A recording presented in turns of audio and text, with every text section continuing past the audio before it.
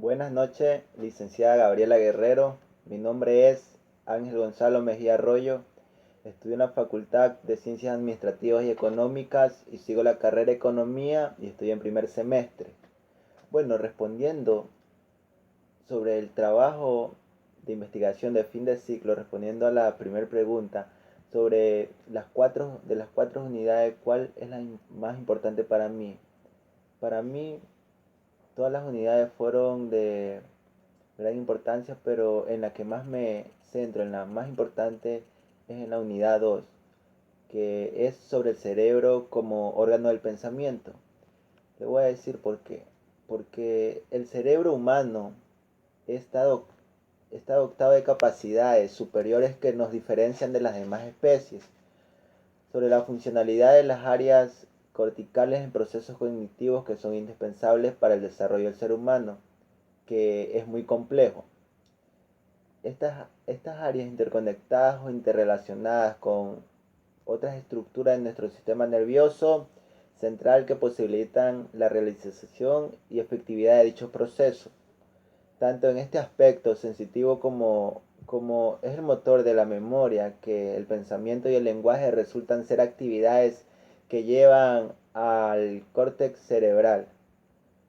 Resulta ser importante porque resalta la complejidad y la función que realiza nuestro cerebro como órgano rector del sistema nervioso central y del organismo en su totalidad en la vida de cada una de las personas, así como de tener en cuenta que existe la posibilidad de producirse ciertas alteraciones en áreas de la corteza que pueden poner en riesgo un normal funcionamiento. Esto es lo que puedo resumir sobre la unidad 2, que fue la más importante para mí. Bueno, sobre la siguiente pregunta de resumen de las cuatro unidades, le voy a resumir cada unidad. La unidad uno de la historia del pensamiento y las ideas, que en el primer tema que dimos trataba sobre el origen del término, que el pensamiento ha sido definido como si ocurriera en dimensiones distintas a la objetividad. El pensar está conformado por procesos internos que no eran susceptibles de observación. Esto trataba como una metodología que fuera superada en las teorías de que este teórico Kirchner y Vygotsky, que propuso la introducción de estímulos de objetivos en la cadena de respuesta en el pensar. Sobre el siguiente tema de la historia del cultural, de las mentalidades, del intelecto y el concepto, que dice que en los últimos 20 años la historia intelectual experimentó un desarrollo creciente y dinámico en el campo de la historia gráfica y de esta productividad de estudio, que esto generó una serie de transformaciones en las categorías teóricas que existen y una pluralidad de criterios metodológicos.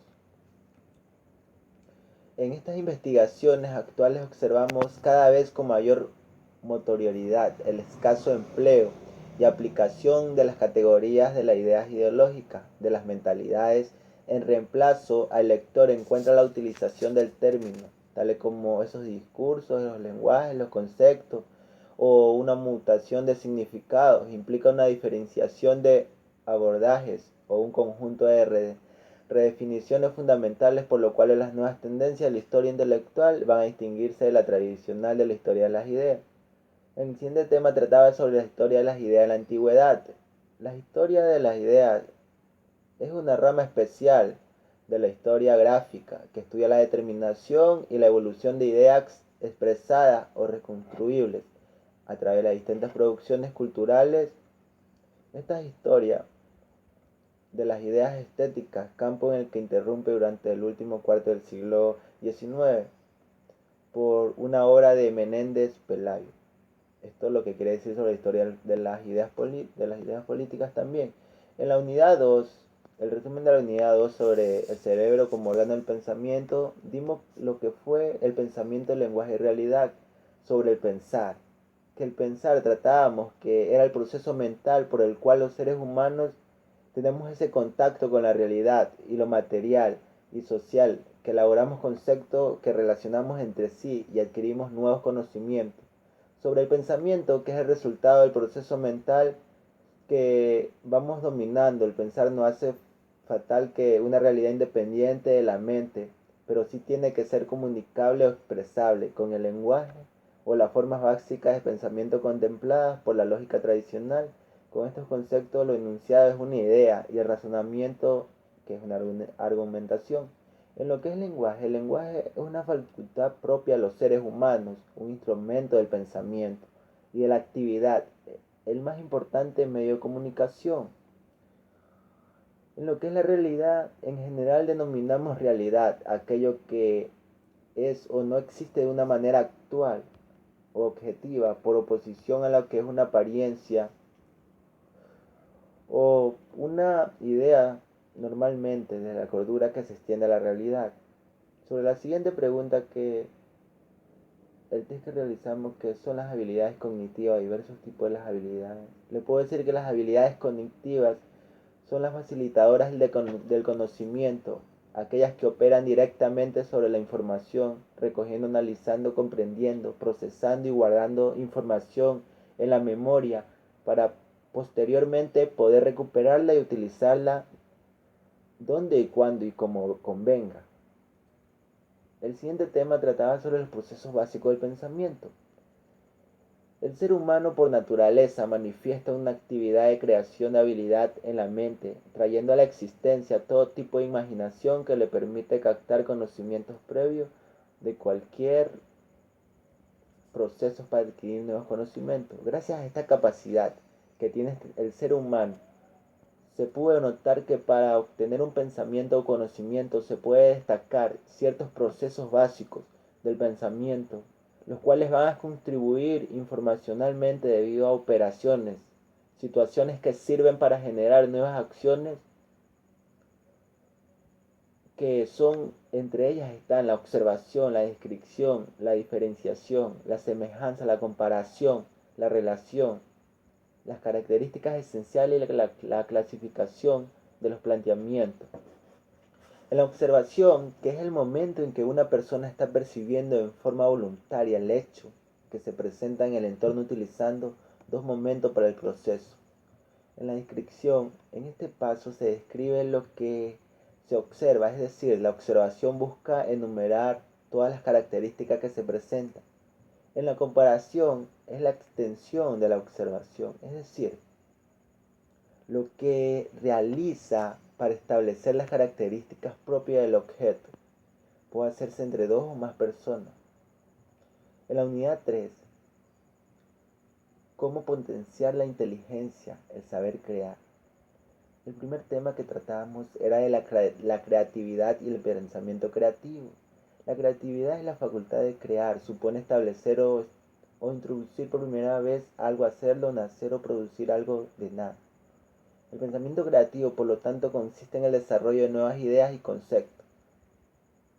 Es importante destacar que este pensamiento creativo debe tener un resultado, ya sea a través de una acción interna como llegar a una conclusión, formular una hipótesis o tomar una cierta decisión.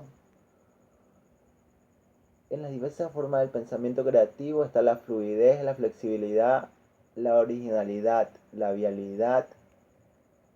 El siguiente tema que trataba era la creatividad de los rasgos humanos.